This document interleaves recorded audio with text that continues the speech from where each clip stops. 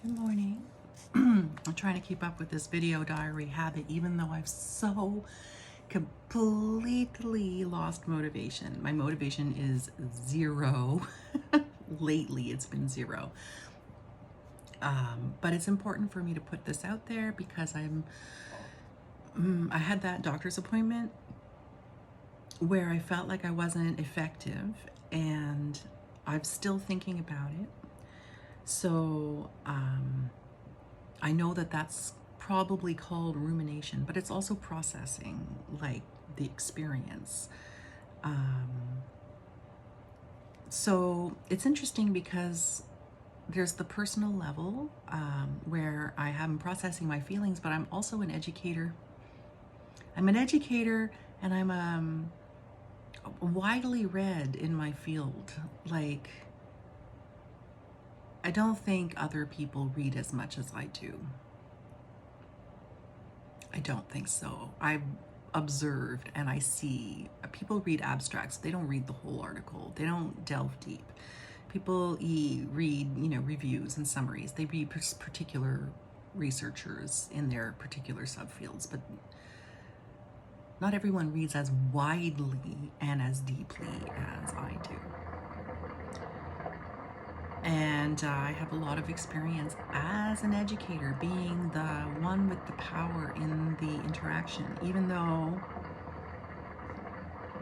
my brand of educatorness, being an educator, I try to level the playing field. I pay attention to the power in the dynamic, because power can interfere with learning. So, yeah.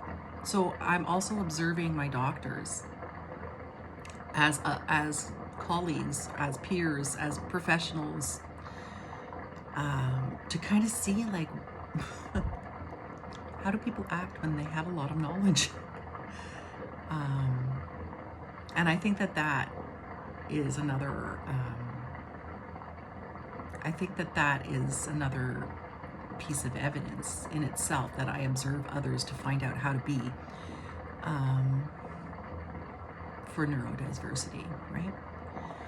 But then, of course, as I'm thinking and weighing all the information, I'm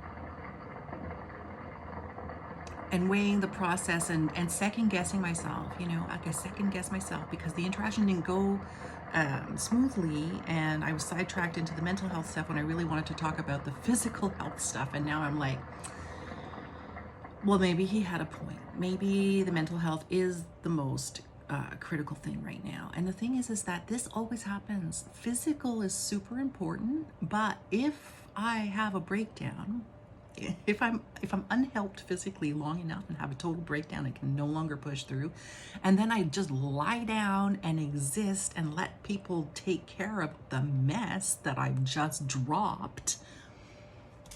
By people, I mean my family, picking up all the pieces of, like, living, right? It's not good to crash. It's good to avoid crashing, but I do periodically crash. So there's something wrong in my communication, because if they cannot see that the physical is as important. So what happens when I crash is that I actually crash, I let everything drop, and there's lots of messes to clean up. It's really very difficult. It breaks relationships, friendships, work relationships, jobs, my career. It does all those things, right? But I do physically recover when I'm able to stay home and, like, live a very non-physical life. I do physically recover. I do have minimal pain when I'm able to be in total control of how I move, when I move, and what position my body is in at any given moment in time.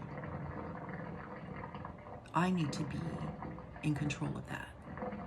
So if I were to work outside of the home, I would need, like, a chaise longue to lie and recline in periodically, because that's what I need, right? And I've never made it through the hierarchies of work and qualifications to get to a point where I actually have that freedom to move my body and rest my body when I need to.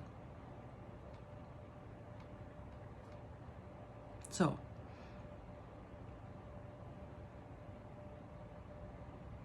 maybe I don't need the pain clinic for that. I do need physio, and I do need real psychological, psychiatric help, because my medication, change of medication, a lot of adjusting happens. It is not a good thing to do quick for no reason, you know? So I really do need like an integrated team to help me get back on my feet. I need like 3 months of intensive therapy and physio just to set the track, and then I'll just do the rest on my own like I always do. But this time I just need a little get over the hump help of putting the EDS body back together after a crash. If you have EDS, Ehlers-Danlos, and you're a young woman, your hormonal changes of life are going to be a big deal. And this is something that needs to be researched and studied and guided and best practices made. Once again, I am far ahead of the curve in my experiences. The help will be created because I will insist on it for the next wave. I guess that's my role in life. All right, that's it. Good morning, and have a beautiful day, and I'll talk to you tomorrow.